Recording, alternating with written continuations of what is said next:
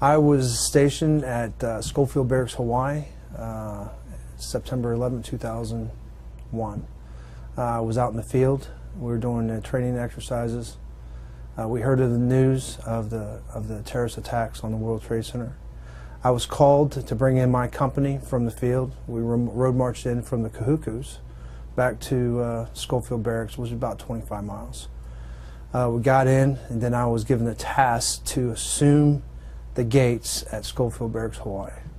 And for the next 4 months, my company was on lockdown in Schofield Barracks, Hawaii, not allowing no one in or out, make sure we're checking ID cards and making sure we're doing POV inspections and all that. At first, we were all in initial shock. I brought them all in and said, hey, this is just hearsay right now, so we really don't know what's really going on until we get back to the rear. And come to find out, I had at least 2 soldiers in my company that had family that lived near the World Trade Center or worked inside the World Trade Center. But everyone's reaction, of course, is they're all hostile, and even myself was too. So, and we treated this very seriously, very seriously. We treated everyone as though they were a threat, because we had no idea what else was getting ready to happen. And Pentagon got attacked, World Trade Center got attacked. So we're just taking everything with seriousness. It was within, I tell you, it was. Ooh. We were just waking up. We were doing personal hygiene. It was around 7:30 in the morning. So when I'm thinking in New York time, an hour ahead, actually it was more than that. It was quite a few hours ahead. So it didn't take long for us to know about it. Within 5-10 minutes we knew about it. Everyone's personal cell phones, texts and everything else. Hey, have you seen? I do remember September 11th. I remember sitting in I was stationed here at Fort Campbell, Kentucky. I was with, at the time, 326 Engineer Battalion. Regular motor stables. I was the company motor sergeant. I was sitting in my office drinking a cup of coffee, and I was listening to John Boy and Billy on the radio. And all of a sudden they were coming across with, planes flying into buildings. I started laughing. I was like, who would do that? I didn't know that. Well, nobody really knew that it was serious business until I got a phone call about 20 minutes later from Sergeant Major retired St. Louis, who was my first sergeant at the time, saying, hey, you need to get your platoon up here ASAP, company formation. So I got everybody together. We locked down the motor pool, went up to the company, and that's where they had broke the news to us that it was, hey, this is what's happening.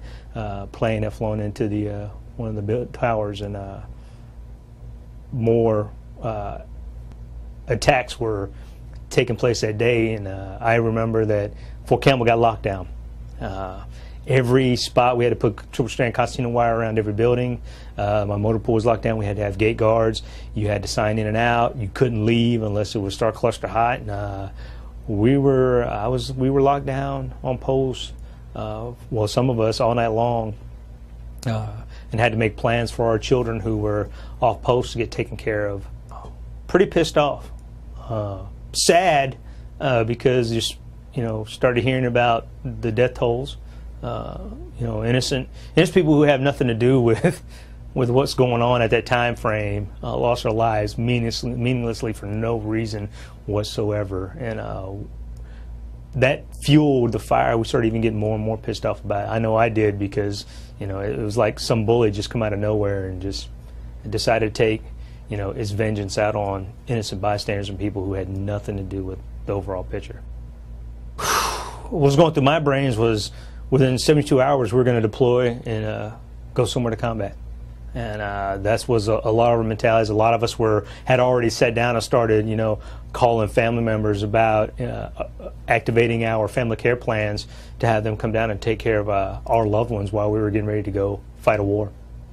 I know when I first stepped foot on Fort Campbell here to the 101st, you could sense it, you could feel it.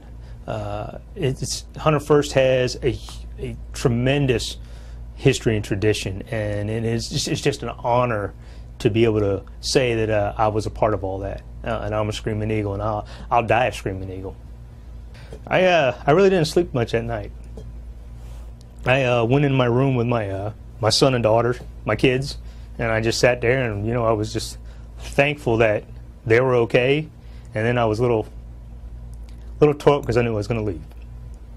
And I didn't know what was in store. I just knew that we were fixed to go to combat, and this might be the last time I ever got to see my kids again. And I spent most of that night holding them because they were young. They didn't know. My son was 5. My daughter was 2, almost 3. They didn't know. They didn't know. They just thought it was a regular day. That Dad had to work late. And then when I finally came home and I got to see them, you know, they were already asleep. So I just went upstairs because I couldn't sleep. I was, you know, you just had this adrenaline because of everything that was going on. And you didn't know what was going on. You were anxious about what the next step was and just waiting for that phone call, you know, packing your bags, getting ready. If they're forgetting and they're not truly American, it's hard to forget about those that have lost their lives in this tragic accident, and it is unbearably hard for me to forget our fellow comrades who have given and paid the ultimate sacrifice for this country, which a lot of people are afraid to do, serve. And if you forget that, in my eyes, you need to move. You need to go somewhere else because it's unheard of.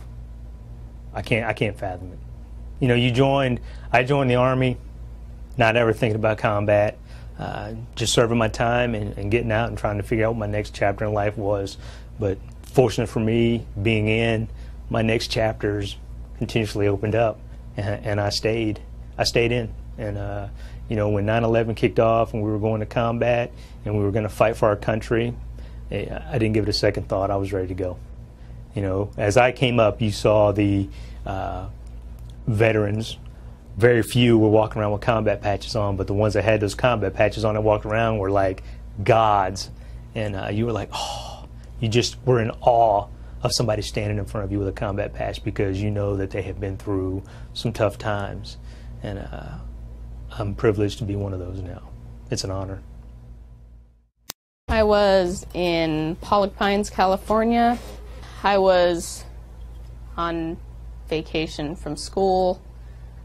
I went to Utah State University, so I was 19 at the time. And my now ex-husband was in the Marine Corps. He was stationed in Washington, D.C. He was on leave in California with me. And it obviously happened in New York, so it was way earlier where we were. So my parents came and woke me up and said that a plane had crashed into the towers. And I didn't really, like, understand what that meant. But my husband was very concerned. And I think that's what initially, like, got me going that this is something serious. He had joined the Marine Corps right out of high school, so right, I guess, a year and a half before. And nothing was going on, then obviously the impact of him joining the Marine Corps was something to me, but because there was no war, I didn't really think there was an issue. And then he got stationed in D.C. at the Marine barracks there, and they did like honor ceremonies and stuff like that. He wasn't stationed at the Pentagon.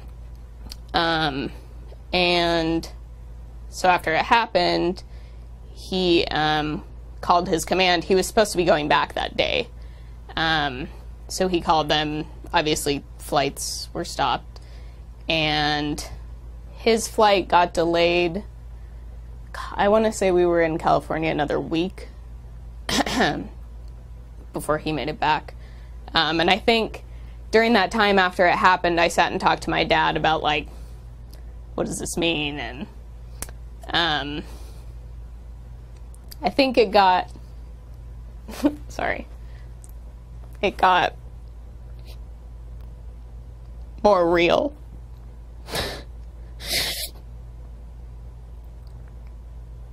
Sorry.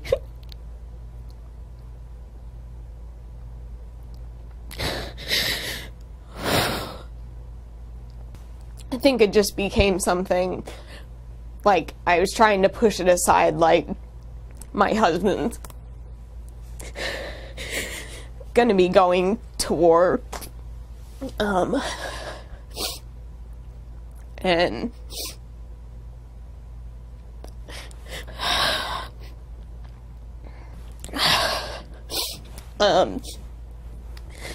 pretty much for the rest of the day I like refused to watch TV. My mom was like glued to the TV, but my dad and I just went outside and did like just like yard work and stuff, just so I could kind of get my mind off things. It was my first year of college. Both my parents were in the military, in the Navy. So my dad he retired with 24 years as a torpedo man, and my mom was a Navy nurse. So I didn't really have any intent. It's something that I had thought about, but never like seriously considered until I knew I was going to college. So I don't know, I think it's kind of the same way I feel about anti-war protest stuff.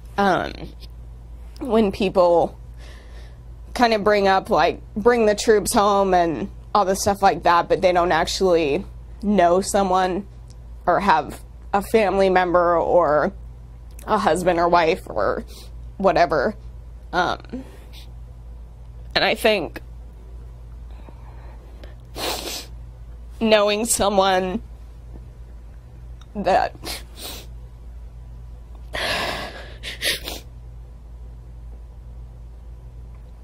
during that time was that close to everything,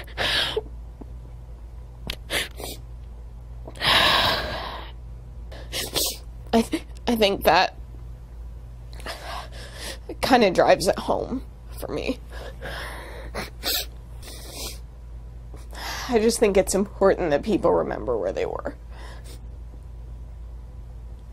Yes, I was First Lieutenant Mike Thiesfeld. I was with Gulf Troop 116th Cav. It's a part of the training brigade or squadron at Fort Knox for the armor Cav folks. And I was actually enrolled in a EXO maintenance course. It was our second week, and that morning we were in class, and one of the classmates that came in, she was talking to a friend of her or somebody on the phone, and all she had mentioned that somebody, that a plane had crashed into the towers, and still at that point nobody knew, what they were talking about, didn't know what the situation was. And then about 20-30 minutes after that, we were given an idea of what happened. They actually turned on the TV, we saw that, and then shortly after that we were all told the decision was made to make sure we go back to our families, go back to homes. And where the class was in relationship to where I lived at the time, it was about 5-10 minute drive at best. Needless to say, because of the security and everything, it took me about 2 to 3 hours to get back to my house that day. Well, all the troops were asked to, we were pulling security for Fort Knox. Some were quick reaction teams, others were just straight up, securing the perimeter or the installation itself. My troop specifically, my job, I had to protect the gold vault at Fort Knox, and that required me, I was able to use 5 M1A2 Abrams tanks to do that, and my plan that I was supposed to provide was to strategically place these Abrams tanks at different locations in order to protect the gold vault and Fort Knox itself. One of the locations that I had to place a tank was actually near the state highway that runs adjacent to the gold vault, and never were able to or never had to bring the tanks up to those sites. However, we did roll during rehearsals with tanks, but primarily when we did the rehearsals, we rolled with Humvees from our unit location throughout Fort Knox during exercises in order to prepare for a real-life scenario if it would occur. when I joined at that time, I already had one deployment in my, my pocket, and I didn't think after 2 or 3 years of being a commissioned officer that the thought of a war starting or being in combat, even though we prepared for it daily, that really wasn't something that we thought that's what the next 12 years of our lives would be. But a lot of adrenaline rushing, a lot of scared, of course, and just the thought of that, when you talk about combat with a 70-ton Abrams tank, I wasn't imagining it being on the corner of I-31, on a highway protecting the gold vault here in the States. So it was, it was exciting, it was scary, yet, and it was something that I know for being in a training squadron at the time, it was something that my folks, the people that worked for me, and the people in our organization, it wasn't something that we thought we would be doing. We thought we were training young lieutenants, NCOs, how to fight tanks. We didn't think we would ever be put in that position, but there we were, and we were ready.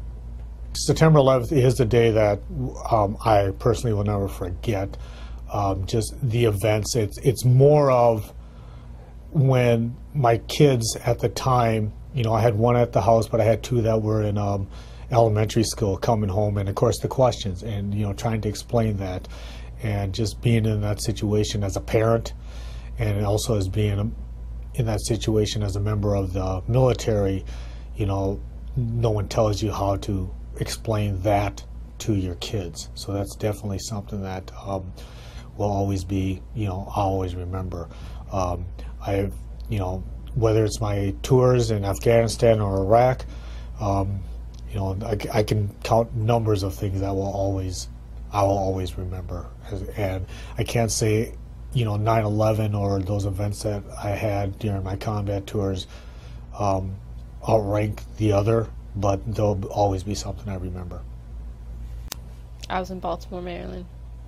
I was in Spanish class in 7th grade. Yeah, my Spanish teacher turned on the TV after everyone started getting chaotic, and then turned on the TV and we watched the reruns of it. We didn't really know what was going on. I don't think anyone really knew what was going on. Parents were getting all their kids out of school, and everyone was leaving. I had a doctor's appointment that day, so I was expecting my mom to come and pick me up. And then she came and picked me up, and then we rushed to my brother's school to get him, and then we went home. And I never went to my doctor's appointment. We didn't really understand what was going on. We didn't understand the magnitude of it and what was really happening. So I think we were just kind of like, oh, what's, trying to figure out why all the adults were freaking out and why everything was being so chaotic. Well, I think I started to understand it when I got home. My parents sat me and my brother down and talked to us, and then I saw everyone else like, you know what this means, and da da da da da. And then as I got older, it became clearer of what it meant and everything that was happening. I don't want to say I completely understood it that day, because I didn't. I didn't understand it then, but now I definitely understand it. September 11, 2001, I was on recruiting duty in a town called Zanesville, Ohio. It's approximately 25 miles on the east side of Columbus. We were about 9 of us in the Army recruiting office. All the recruiting offices are combined there. Got all the services except for the Coast Guard. Sitting there conducting a little bit of work, and the Marine recruiter came running in the office. He said, "Hey, did you hear about the World Trade Center?" So we didn't, we didn't have a TV in our office, so we all ran to the Marine office. And when we got over there, of course, there was a little bit of smoke billowing and a lot of chairs. Some civilians were in there with us, just different people who visit the recruiting station normally. So we all gathered up some chairs. We're just watching the news as it unfolds. The Navy guy came in, the Marines, Army, Air Force were all in there. And as we're watching it, then all of a sudden the second airplane had come in and hit the tower. And immediately you seen all the active duty military turn and just start looking at each other and started sitting up a little bit, because we realized right then that something was wrong. We watched it unfold for a little while, and then we had to get back to work, so we'd go back to our offices, turn on the radio so we could listen to what was going on. And a little bit later, the Marine actually came back in the office. He says, "Hey, Commandant of the Marine Corps has ordered us out of the office, and to get into civilian clothes and stay away from recruiting officers. And so we check around the other guys, and same thing, Navy, Air Force, they're all leaving. They're like, hey, yeah, we've been, until they find out what's going on, they don't want us looking Air Force or looking Marines around the office. You know, they're heading out. Because in recruiting, you know, you don't have a means to defend yourself. You're just out there with a laptop and a car, basically. And I was sitting there conducting work, and my phone rang, and I answered it. You know, U.S. Army recruiting, Sergeant Bennett, and it was my first sergeant. And he said, Sergeant Bennett, hey, I'm looking at the calendar here, and it says here you got an appointment with Johnny. I was like, yes, First Sergeant. He goes, how come you ain't headed out there yet? First Sergeant, you've been watching the news? He goes, yeah, I'm watching the news. He says, that's why it's important we get Johnny in the Army, so you need to get your bag and head out to Johnny's. Let's go. I'm like, roger that, First Sergeant. So I grabbed my bag and my laptop and, you know, my little brochures, and there I go to Johnny's house. When I show up to Johnny's house, I knock on the door. Mom, when she answers the door, she's still looking over her shoulder at her TV. You know, she opens the door and she looks and sees me. And then she remembered what I was there for, to talk to Johnny about joining the Army. And her face immediately changed. It was, oh no, honey, you know Johnny's not joining the Army today, right? And I said, well, ma'am, I understand, you know, today what's going on. I said, and I'm watching over as well. I said, you mind if I come in and watch it with you? And she invited me in, so sat down on the couch with him. And she told me to leave my bag outside that day. Don't bring no recruiting materials in here today. So I sat with that family and watched it unfold there. After I left Johnny's house, in talking about pride, being a military member, I think that I really was introduced to the definition of pride that day.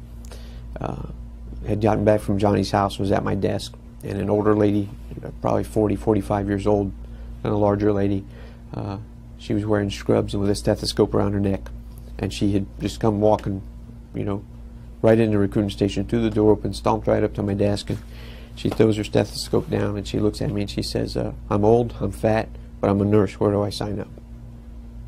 And that really struck me as being the definition of American pride. Well, it's obviously I think it's very important, but I don't think it's an option. You know, I mean, there's still people around, like you said, that they know where they were when JFK was shot. They know where they were when, you know, that's just, you can't forget it. I was 10th grade, sophomore in high school. Just remember going to school that day and actually having to see the buildings on TV. And me, I didn't understand anything about it. Me, I'm from South Carolina, a small town, never been anywhere at that age. I really didn't understand what was going on. And once they actually sat down and told us about how many people were actually killed during that time, it kind of hit home because I was like, what if I would have had somebody there? And come to find my cousin actually working at the Pentagon around that time. I never did know that until like I was older. So it's opened my eyes a lot, and that's part of the reason why I joined as well, just to, you know, help people out. And that's one of the main things I want to do in life, just to help people out, make an improvement some type of way, so I can feel as though my life was to help somebody else. I think it's very important to remember where they were and what was going on in their life at that time, because that was a major input to what we are now, has the U.S. as a whole.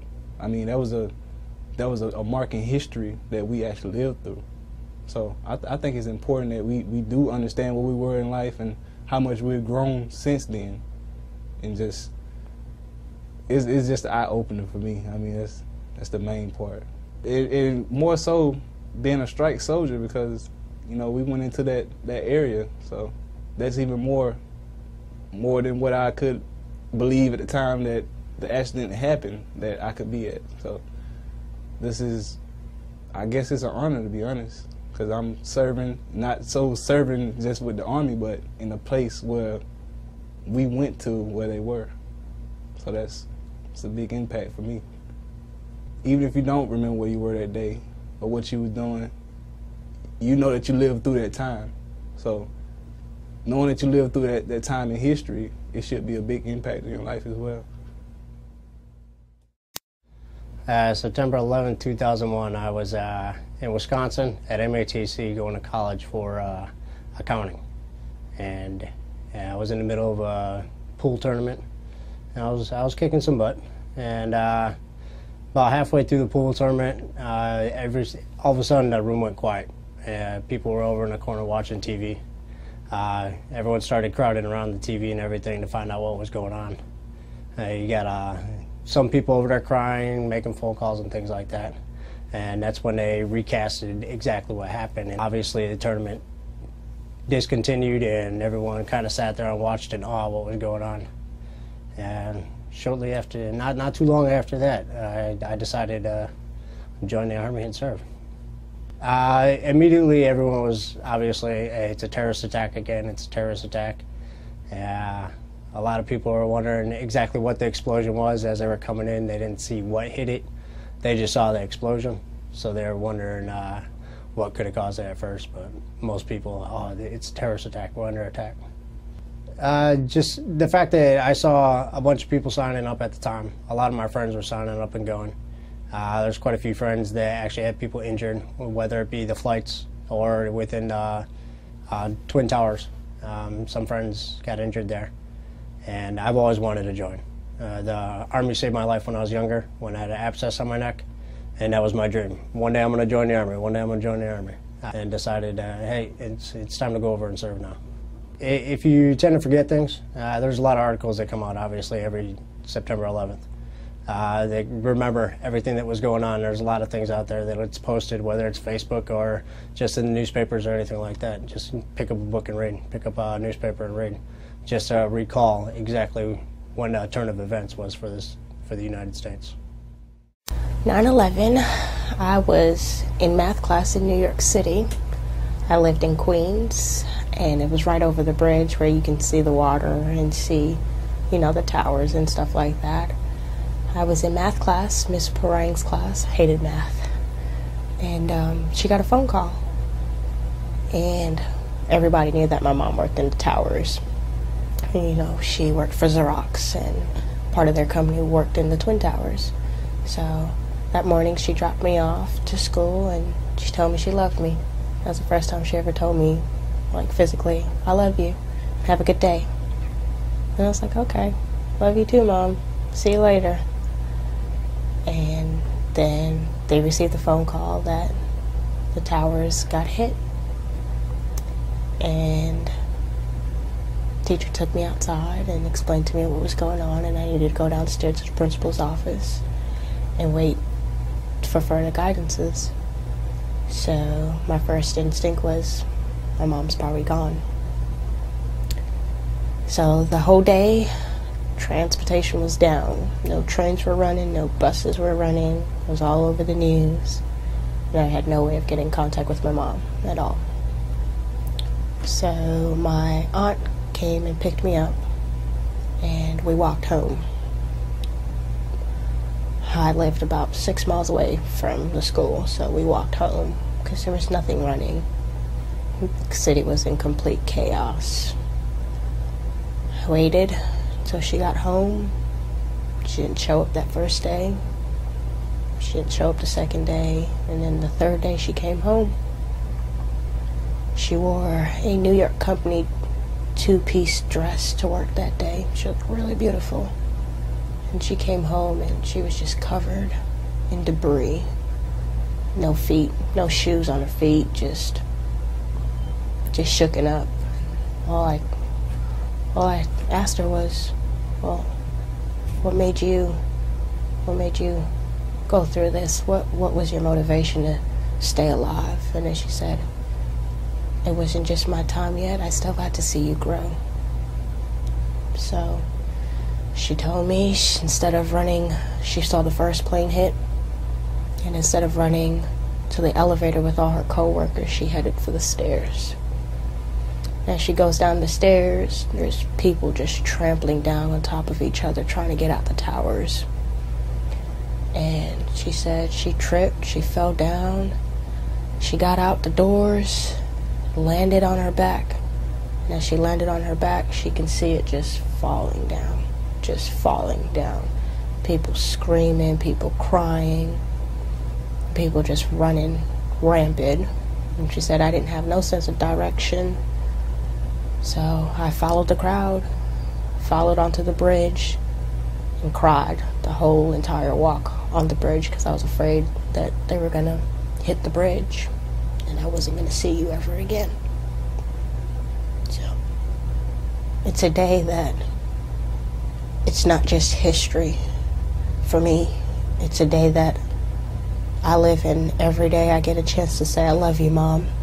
It shouldn't just be September 11th to say, you know, I love you, thank you for what you do, or, you know, it's a day to remember that a lot of people lost a loved one.